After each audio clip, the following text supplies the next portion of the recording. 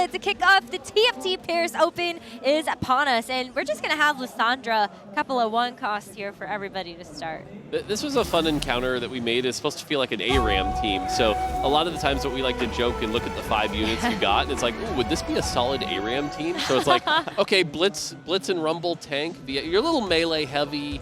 I don't know, this would be a pretty bad ARAM team. I just love this encounter because you get extra econ. It always feels really nice to get a little bit of gold. And I usually see a lot of Yordle players when you start with this encounter. You have the Rumble a little bit easier, you get the Lulu a little bit easier, so it leads into those lines. So right away, by the way, bottom right, you look at the camera and they're already shifting positions, right? A round has ended and someone new is in control. And so that's what we're going to see a lot of here. And already it's like, okay, what's going on with this board here? What do I need to buy? I actually think these first few rounds of the game are maybe the most important in terms of the direction you're setting up for your team. Once you're in stage 3, you have a certain bench and a board. It's kind of easy to interpret where you're going from there. But at this point, the decisions could be so different when it comes to your 2-1 augment and what units you hold even in the 1 cost. I always pick up pairs at this point because I think upgraded units are going to be better to give you some amount of direction. Imagine Necro someone likes making 10 on stage 1 and they sell all your pairs. And you're like, no! I'm the same. Oh no. I like that we also have a Twisted Fate being kept here. On 1-4, you slam all the items on it and you get the Graves later on. Just starting really, really early. Bilgewater is still an incredibly strong line. One of the best lines we heard even after the nerfs. I mean, okay, there we go. I was going to say, like, HolyThoth actually had an opportunity to pick up the Alowie to do that if he wants to. Yeah, this is one of the challenges. I mean, he sells the TF here, right? So, like, with this format, the show match we've got going on here, it's like everyone's got to figure out what they're doing here. Right now, I think we have a Void leaning into. If you look at the items, though, they don't really support that Void very well. You need kind of something that you can slam that IE on, or maybe a Quicksilver. Well, Solo maybe can get the EMEA team back on track here in terms of the augment choice. I think maybe they planned the EMEA team having Solo on 2-1 for the augment pick and the general direction of the game here. Definitely. He goes with Epoch. He could... the big thing here is you can use this to get Bard early. Solo was about to leave after picking the augment. It's still 2-1, Solo. He's already getting up. Yeah, he could use the rerolls to go for Bard, but it looks like might just be kind of going a Void angle. Has the Cog 2 at least, and is going to be able to use that Void mod on Cho'Gath to get a little bit of extra front line. Just a tiny amount. Piltover as well, giving the Blast Shield. Blast Shield, 20% health for the team. So that's going to be pretty nice as we move over to the China. Much weaker board here. You know, at least have some econ. Things are good there, but a Rumble 1 is not going to be able to survive very long. For Americas, we do have the Yordles online. 4 Yordles on 2-1. Someone did their homework in trying to find all of the characters there. And it's not even a Poppy. It's just naturally 4 Yordles. There'll be Yordles, I think, for CN as well. They're just waiting for the level up and the Poppy unlock on this next turn, and they'll have the 4 Yordles as well. So it seems like still the econ strategy might be favored for players. Especially we saw the augments were also a lot of econ. We saw Cluttered Mind picked up, Epoch for 2 players. So I mean, we got Prize Fighter here, though. Ooh, so take advantage of it. Yeah, and that's what I was saying, right? Is like, if you know that everyone's kind of going to do this, you can definitely ride away with 100 health and get a lot of power there. And so, looking here, and I think the camera's not quite matched because I bet BoxBox is not APAC. But at the very least here, another strong start here. Shen 2, you could get an Ionia board. It's going to level to 5 here. I like this kind of play.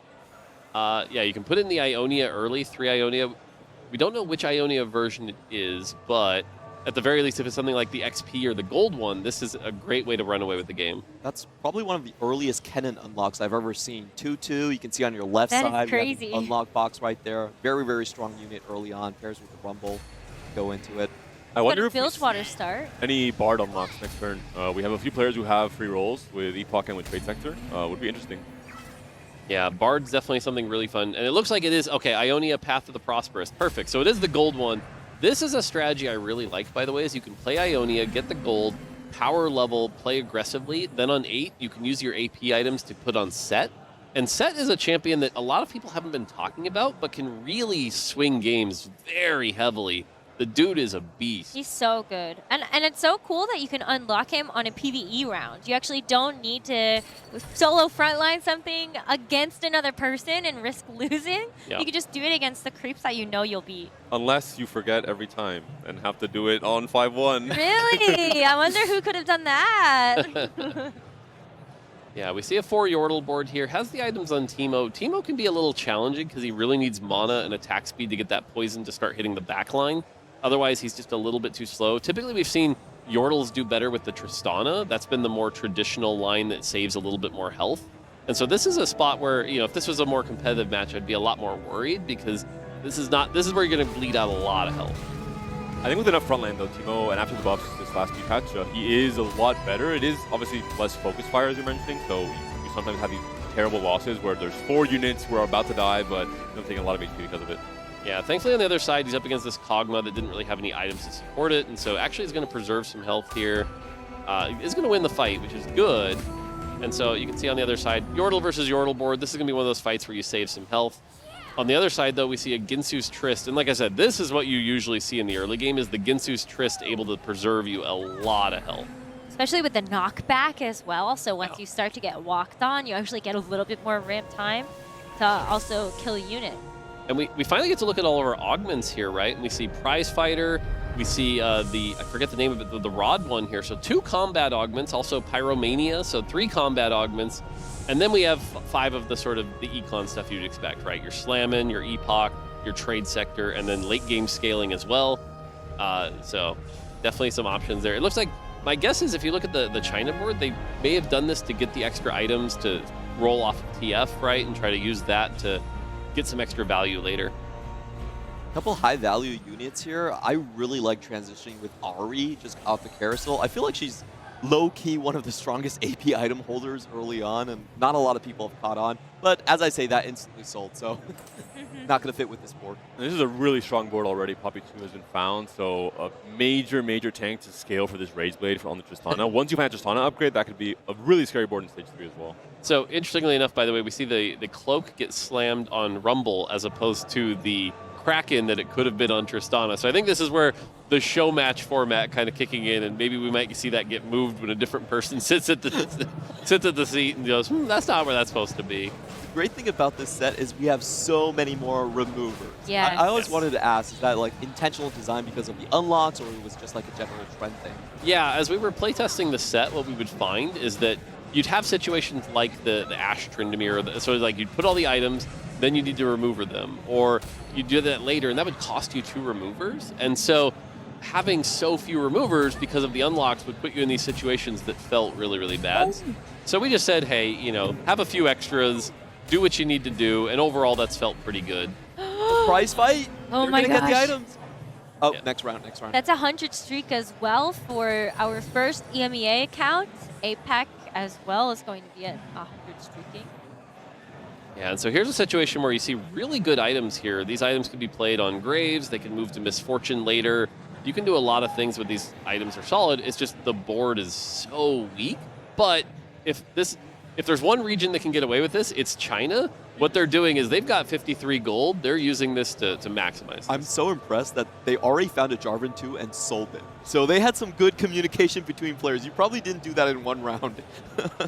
For sure. On the other side here, we have a Nico 2 with some decent items here. This should be a pretty good matchup. The Nico 2 should be pretty favored, providing that slow. One of the things that Nico, I think a lot of people don't realize, is has that full AoE slow that can really just make the melee champions do so much less damage. Also just generate a little less mana. Gonna get through this, and yeah, sure enough, the Nico's not even gonna die. Caitlyn without items feels like a really rough unit to use. You need a lot of items to get her to cast pretty quickly, and without that, she almost feels like a dead unit. I feel the same way about Jin. Yeah, Jin without Ginsu's is another one that, like, he doesn't really do a lot, but once you get a Ginsu's on him, he can carry you all the way to, like, stage That's 4. true. Triple item Jin in Stage 2 and 3 is so satisfying to play around because it seems like he does so much for 1 cost. Yeah, exactly, and I think that's where I talked about, earlier, the Ginsu's opener can just save you so much health here.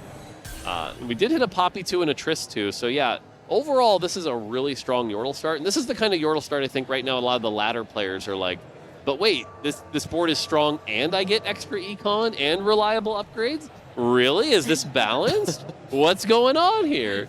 We did see the item transfers from Rumble 2 finally to Poppy 2, a better tank obviously, but we still don't see the Kraken Slam. I think maybe EMEA team is deciding that they want to play around some form of AP, still maybe with anti-flex, and they don't want to slam Kraken to go into that line later on.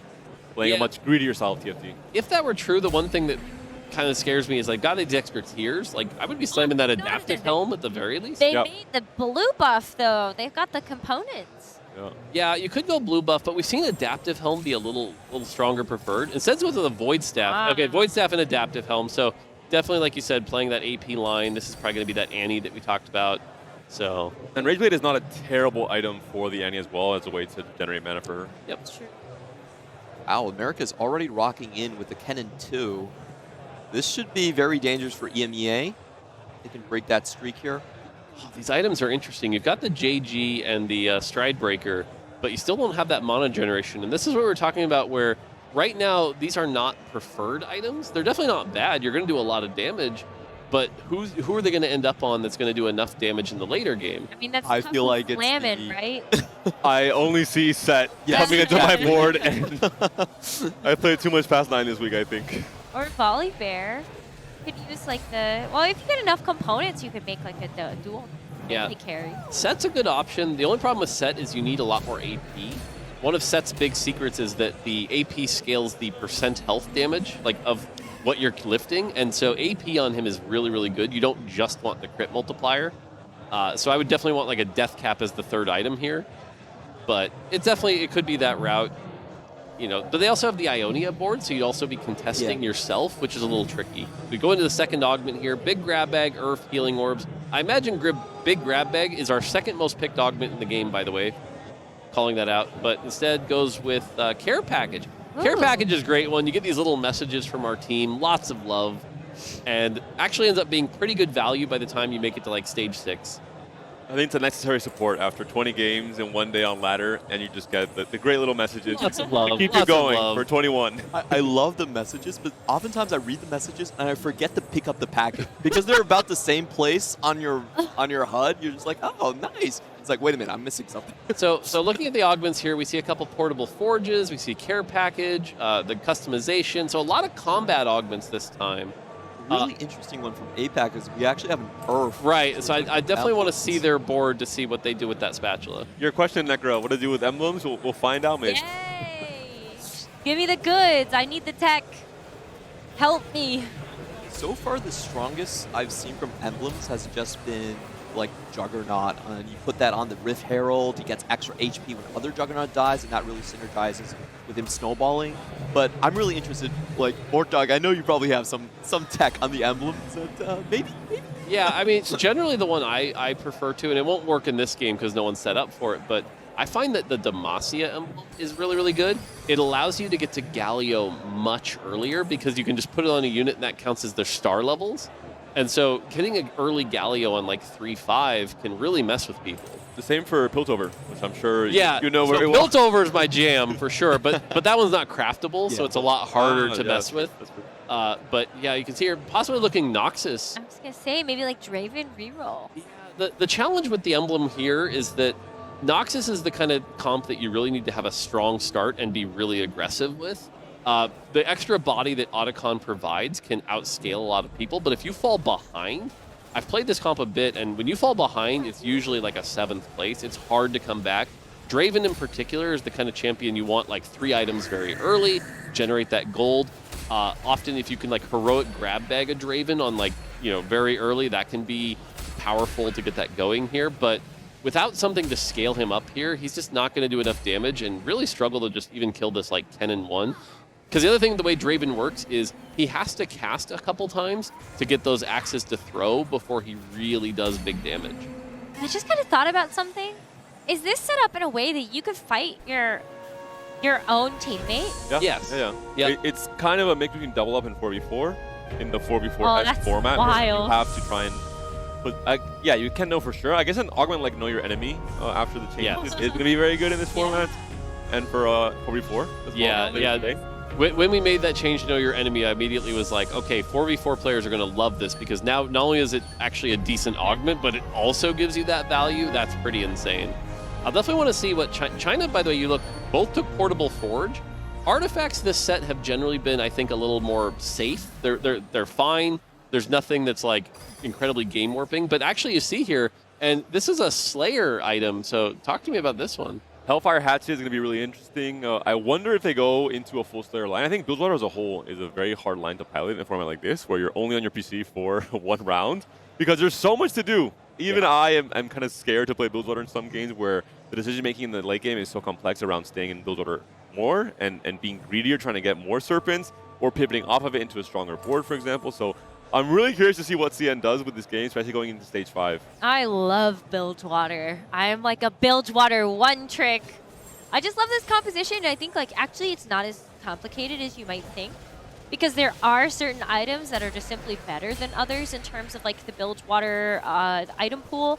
And if you just like hoard your Serpents, maybe you just give it 4 turns, allow the player that kind of started or you think might have the better read on Bilgewater to spend the Serpent and kind of figure it out from there.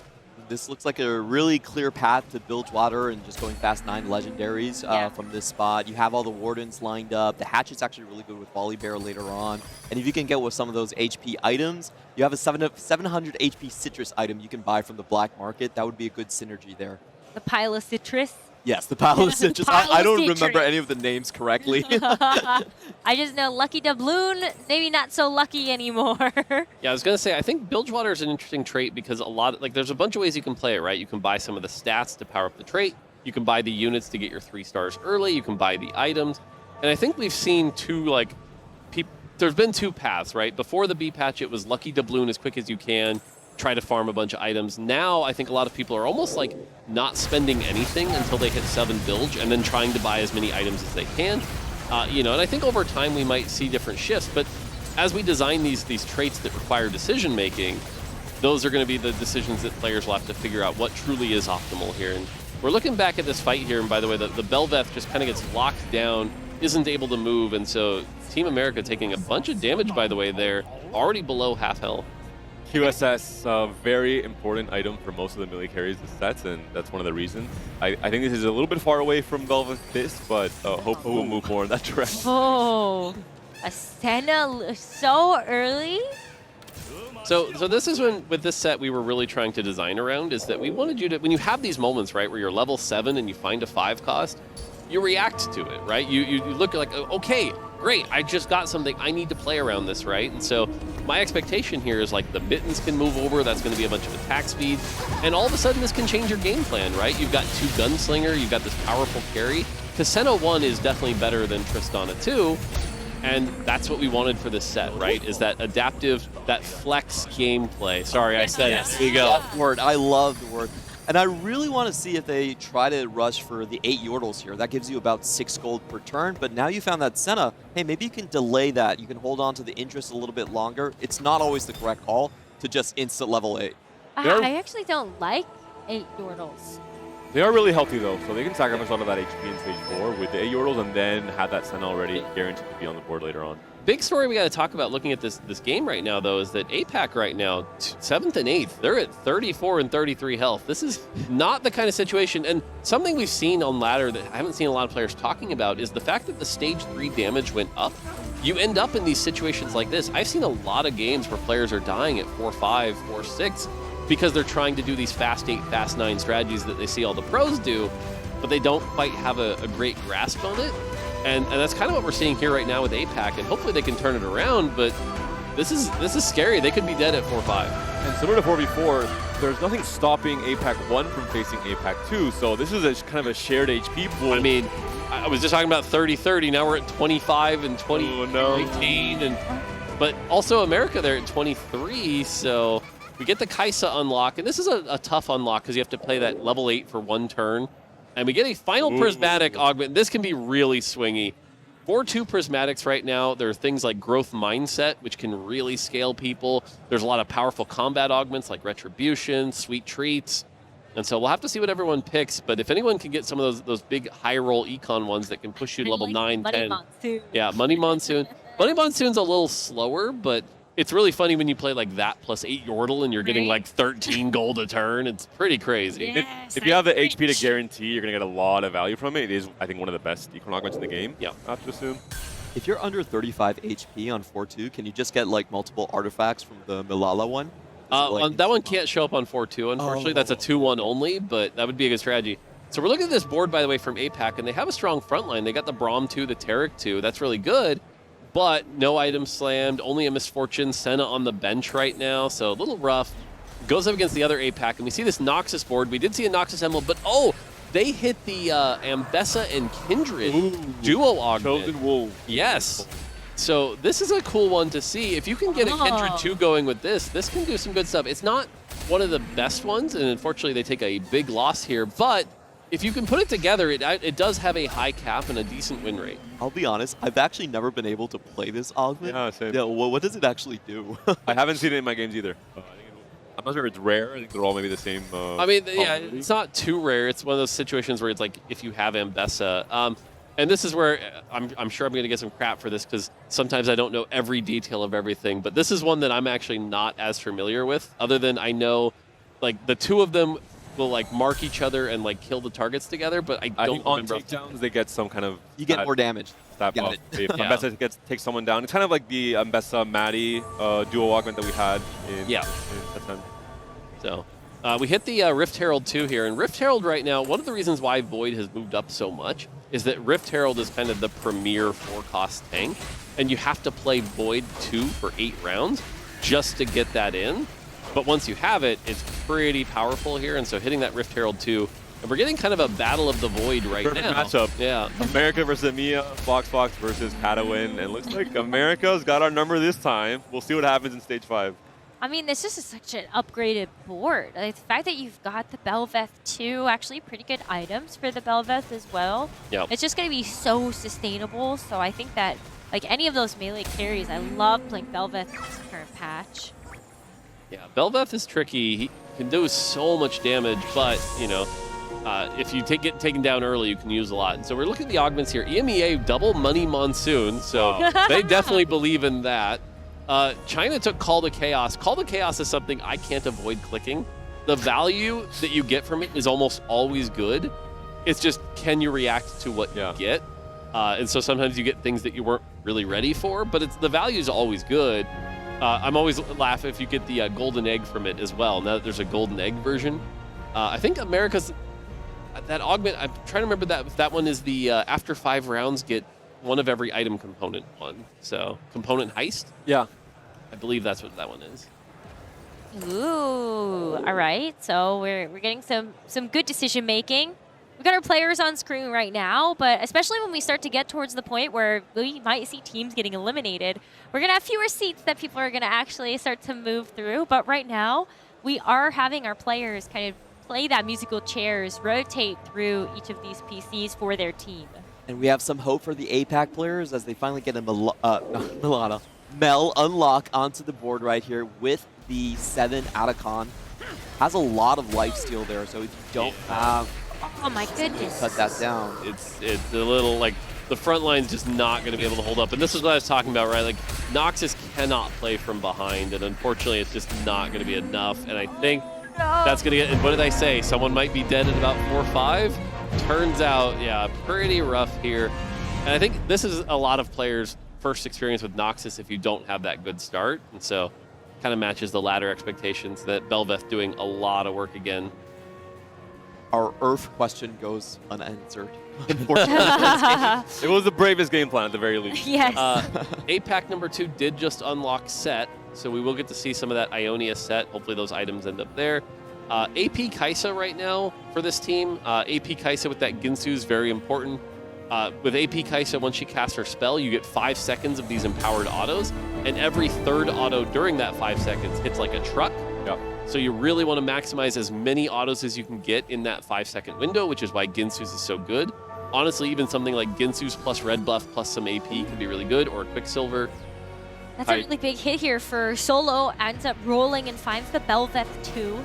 Keeps in the Piltover as well to be able to keep having that extra kind of like big upgrade. But look at the Fizz in the back. This poor Kaisa won! Oh, Kaisa! The EMEA matchup here, but EMEA won with Eyes piloting that board, looking very healthy still and very, very strong with the Yordles, being able to get so much extra econ throughout this stage as well. Understandable the loss here, but I imagine their board is going to look very scary in Stage 5. this is the big roll down turn for a lot of these players. And what's so cool about this lobby is we have runaway players, both EMEA 1 and CN 1. Highest HP in the lobby, both still on 6 Yordles and gaining a lot more cash. Here we go. Is this Who's a roll gonna down turn? execute this? They might wait a little bit longer, it looks like. They have to go fast. I mean, already one of these stage 5 roll downs when you're locked in playing by yourself is difficult, but jumping into a PC and having to immediately start moving fast, really fun to see. And it's interesting because right now what we're seeing on the board is a lot of like sort of suboptimal setups, right? We're seeing Void, which could go to 10 and try to get that Baron, but because their health is really low and they're still on Kaisa 1, may not make it, right? We're seeing this Yordle setup, which has a great fizz, but those items are definitely not going to be great fizz items. So, like you said, big roll downs here. Let's see if everyone happens. We have 10 rerolls on the left. On the right here, we're seeing a big roll down. A lot of things sold. This Relic is great for this. Yeah, definitely someone good to get in here. Finds the Fiddle, finds the Annie, has the Kennen tank. We see a Shyvana. Really wants that Annie 2, because if you can get that Annie 2, that's going to give you the Tibbers. A lot of value there. Down to 20 gold, we're at 30. Still looking for that Annie. Finds a Senna 2, but that's not what he was really looking for. It's a good champion. Just don't really have the items to support it. Now we get everything slammed in here and just, again, find the Annie 1, but you really need that Tibbers to stabilize that board. Well, those are big roll downs. You got HolyThoth that was also doing the roll down for EMEA, so also another great player to be able to do that, as Relic is still actually going to try to do a bit of rolling. Might even lock the shop here to actually have the Shyvana 2 for the next fight. Oh, but will they make it? I don't think so! America takes a huge hit as APAC is able to get another win on the board. But what about that second America's account over there? I love APAC. They're just clapping every time they win around. Yeah. They're really locked in this game. All right, so here's a big upgrade. Team EMEA does find the Annie 2, and now I expect the Kennen items to move over to that Tibbers. Tibbers right now is sort of lauded as like the best tank that you can get in the end game. If you can get that third mono generation item for Annie, that's going to be... There's the Sylas unlock. Here's the Sylas, and so now we're starting to reach the cap of this board, right? If you can get the Sylas 2, the Annie 2, tank items on Tibbers, that's when this board really starts to take off, and that's where those earlier fizz items are going to end up on Sylas, and that's going to be very powerful. This feels like a cheat code with Sologesang here. Right? But look, even they're holding the extra copy of Annie because Solo knows this is a hotly contested unit. May as well keep one out of the pool so that another team can't hit it. It's a shame because there's a Set 2 on the other side, and again, Set can actually do really well into this matchup, but just not with Thieves' Gloves, right? With Thieves' Gloves, it's not going to be enough. Has only just started to do his sit-ups. Isn't going to be able to do his full setup One thing. more slam. Means you don't get the true damage, and APAC's going to take some more damage, and Americas gets knocked out. APAC 2 down to 6 health here. And right now, it's looking like a China versus EMEA sort of situation. I mean, APAC though still they're like, yes, we held on. One more fight, everybody. It's a really cool board as well. Yeah, I mean, generally this is a solid board that you've put together here with the MF, the Senna. I really wish we had some better items for Set, because again, Set could do a lot of work. But okay, now this is the Baron, right? So this is the Void plan. If you're watching the competitive tournament, I would expect to see a lot of this in the main games. This is where a lot of people have moved Void up into S tier, because if you get to this point now, Baron 1, not that crazy, but because you're already level 10, the odds of hitting Baron 2 are pretty high, and that's when that comp gets really hard to take down. Right. See if APAC can hold on. This is the last account that they have. Oh, the Azir 2, it looks like it's going to be able to get some good damage down, but it's just kind of not fast enough, it feels like. We do have Set going off to the side to actually get some sit-ups. And so maybe that's going to give another saving grace here, but that's the last hope. They unlock the Nasus, but APAC is eliminated. Both accounts out, and they're going to end in 4th place here in our global gauntlet. We had the Set 2, but no AP rolls from the Thieves' Gloves, and I just watched our board get decimated. So you guys tried. We still had the best aura. I'm giving it to our cosplayers. Yes. To style points. Yep. Even the Azir, I think with the blue buff, not really the best item for Azir. Wants more attack speed items than caster items. So it is hard, of course, to have perfect items for all of your units, especially if you're playing flexibly in the late game where you're trying to play around what you hit. We see a mishmash of a lot of great units, just not really all of them use the best ability. All right, so Feed the Kench. Feed the Kench. yeah, we're getting a look at this bilge board, and Kench is the kind of champion that can also reach a really high pinnacle. You just typically want to give him tank items and then just feed him casters to maximize that AP. so you can get that damage really, really high and start chunking things down. A fully fed Tahm Kench can actually even eat the Baron in like 2 or 3 bites, which can be really powerful. Is that part of the script for this game? Are you not for this game? No, it's too late. It's too late. I don't think this Tahm Kench has been fed quite enough. I don't think they fed him at all. Yeah. That's hungry. That's not a good strategy. Yeah, unfortunately, it also looks like China's got a bunch of items still on their bench.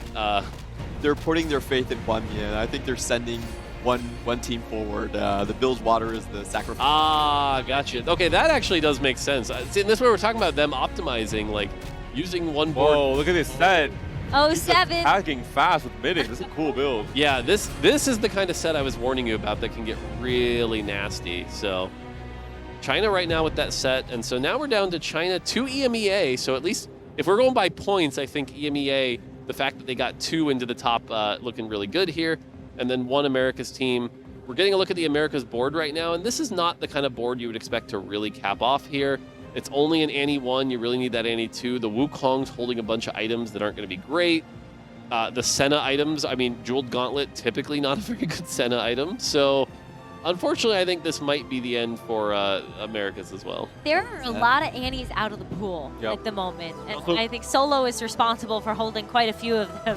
America didn't also have the goal to go for the Silas unlock, so overall the cap looks to be a little bit lower, despite having more items, for example. Yeah, but EMEA, like, level 10, this Baron's going crazy. Got the Krakens as well as the Morello on it.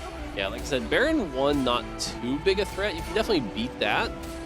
Maybe not with the Jeweled Gauntlet Senna, but, you know, it's definitely beatable for now. But once you get that, and the fact that they still have Money Monsoon is good to give them an extra bit of gold to roll for that. So now we're down to our final 3 teams here. And like I said, I love this set build. This set can do a lot. I'm kind of cheering for CN now. I want to see more of this set in action. Same. Well, America's out in 3rd place at our Global Gauntlet. And so we'll see, can CN actually overtake the 2 accounts that are at the top here for EMEA? I think the home team's going to go 1-2 here. The big thing about this set is you need to get this Stride Breaker off and replace it with like a Death Cap or something to have enough AP to make him really scary. And even beyond that, what's our backup carry right now? An Annie 1, right? And this is actually what I would think I would be worried about in the main event is the people who get stuck on the Annie 1s, right? Because Annie 1's not going to win you any lobbies. She's okay. You really need that Annie 2. So there's a second copy. That's good. But they're also doing the rotation. You can see it's somebody who's not normally good at the Go. Press D. This is Mousen, usually a mobile player, the biggest TikTok creator for FFGS. How good is he on desktop? Is the Wukong too expensive to be made? That's probably for me as well. They gotta pop it. Oh, I mean, you could put like Jewel Gauntlet on the set instead, maybe. We see a Baron 2, by the way. So Baron 2 now, this is when it's like, okay, you might Game over. You might be a little doomed here. And you're going to see the Baron. Only 1 item on it, though. Okay, starting to slam those items. And those are good items. The Gunblade's going to do a lot of work here. The Baron just has so much health. I mean, the Baron just walked onto the back line. If the set can... Nope, set's gone. Set's gone. Yeah. And almost. And like I said, this is why you're seeing people put Void in the S tier, because if you can reach this state, this is where it really caps. And kind of interestingly enough, Void is sort of shaped like a high-risk trait right now, where it's like, you can try to play it, but you've got to hit that level 10 cap. But when you do, it could be more powerful than like a Brock and an Ishtal thing. So it's pretty interesting to see. And you know what players are really good at capping out a high-risk trait? Usually some of our best challenger players. So. Wow, CN, they actually sell their pair of Annie to put the items onto the Zillion instead of having to use the removers. The fact that you hit the Zillion too and you needed to sell an Annie to actually get the gold as well. Yeah. Oh my goodness, is that actually going to be enough against the Annie 2 on the other side? The problem with Zillion is that you need a good front line, and B, you need something to keep him alive against the Annie and the Lux here. You can see the Zillion already at half health. The Annie just gets the cast off. And now what are we doing? We're burning. We're slowly burning. And so is able to survive. Oh, the set's doing a lot. There's the set. This is what I'm talking about, the set. The set. Wait a minute. From the top. Downtown. The Huanmie set. Okay. I do think that was a ghost board though. So. Oh, Necro, let us believe. I'm just saying, you gotta do a little bit here. Got a lot more to get through, but. A wrestling crossover. Oh, they're rolling. Wait, can I get? Oh, wait, go back. EMEA's rolling for a Baron 3! They have 6 copies. Oh my They're on goodness! They have a lot of gold. They can keep going. And the funny part is like nobody can stop you. You're the only board that has unlocked the Baron, so there's nobody that can hold the units to contest you from getting the 3-star. It's, I think, harder. Yeah, odds kick in. But it is possible. Well, that's why you get the other EMEA board to hold the other 5 costs. True. That way you increase the odds of your other board getting the Baron. Is this a sign for the rest of the tournament, though? If EMEA goes 1-2 here? Oh. You gotta win something. That's all I'll say. Hopefully it's not just this, because then I'll be very sad. Oh no, set down. Looks like EMEA 1-2. So, Oh. you know, you can take your victory lap here. I think it is easy to say EMEA won the global gauntlet, but which comp will be better, the Void or the Arcanist Flex board that the other EMEA account has put together? It's still only a Silas 1, so maybe a couple areas of improvement, but They got the Silas 2. So I think this is actually right now what you would call like the most meta match. Oh, 7. wait. Yeah, let's see. Surely we saw get more another here, no? Baron? We already won the global gauntlet. It's time to go for the There's 6 Silases on the other side. I think my they gosh. should boost on all the boards. They'll take less player damage as well. They can They're stay doing alive it. one round longer. Oh, go, Oh, 8, there's the 8th 8 one. Barons! It costs so much. That's so much money! Please don't end yet. I want to see a Baron 3. That would be insane. A 3-star 7 cost? One more round. So it's not going to kill him. Only in our show matches could we see this happen. Holding hands. What a great way to start the event. If we see a Baron for Let it happen. Yes. A nice showdown. All right. Come on, roll. Don't accidentally sell a Baron. They skipped the Silas on the other side. Oh no. Oh no. Oh, we're running out of gold. Full board sale. We're running out of gold. Come on, Baron, please. It takes 7 gold now. Oh. 8 copies of Baron. It's not So close, yet so far. And 6 Annie. Content. 6 Annies versus. Is this a warm up for the dev thing where we're doing the who will win? I think so. Who will win? 4 Barons versus 2 Annies and 2 Tibbers. Get out your notebook, take notes. It's gonna be the Baron. I'm gonna say the Barons. I'm gonna say the Barons. They're gonna struggle to kill the Tibbers with the direct damage, but we'll see. But they got the Annies. They sniped the Annies in the Baron. The Baron's gonna win. Wow. That's it. Congratulations to EMEA, the winners of our first show match here at the TFT Paris Open, the Global Gauntlet. Great work there. Solo, HolyThoth, Eyes, and Catawin, the winners there on the EMEA team. I see, yeah. Like I said, that's going to be, I think, a preview. If you were to ask any of our general players or go online and talk about it, this is the kind of match that they're expecting.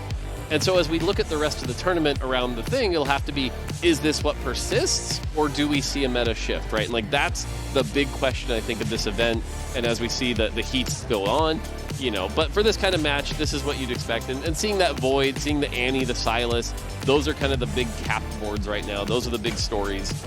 I think that America did have like the same idea, or you can at least see like the other regions are also trying to kind of replicate this success that EMEA was getting with that early Yordle start, transitioning to the Arcanists, and then going for the Vertical Void. But I think America's unfortunately didn't have enough money or health to be able to get there.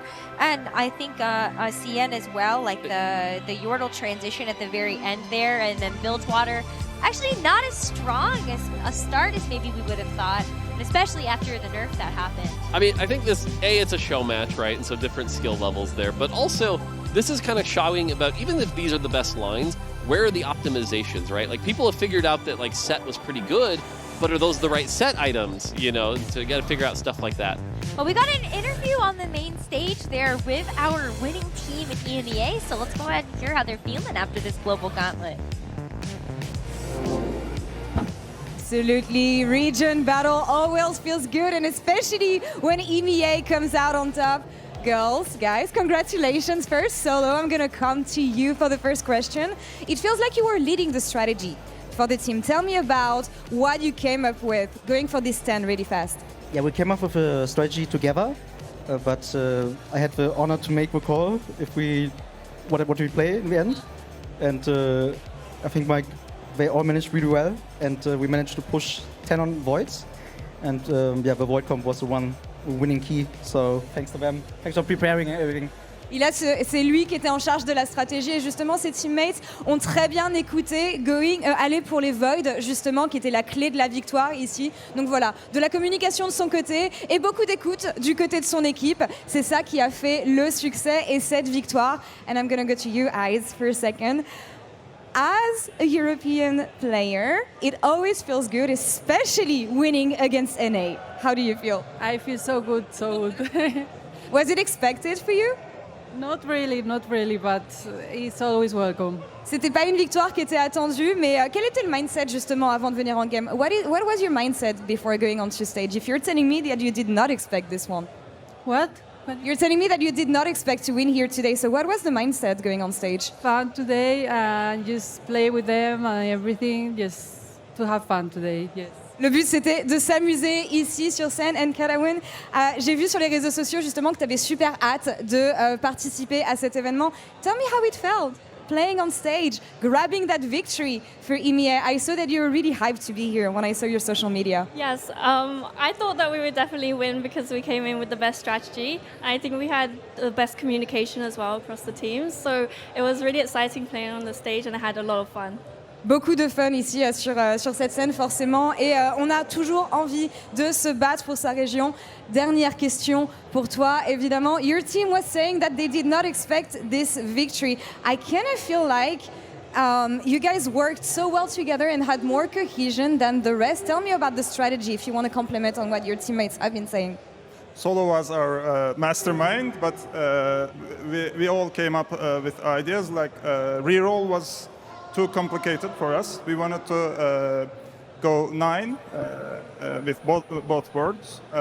Void board was very weak at the start, but somehow it turned out the best board in the end. Le meilleur board et la meilleure façon d'aborder cette stratégie. Et question pour finir ici, je vais retourner vers Solo. Solo, you were at Macau, you were at Las Vegas, you're here in Paris this time around.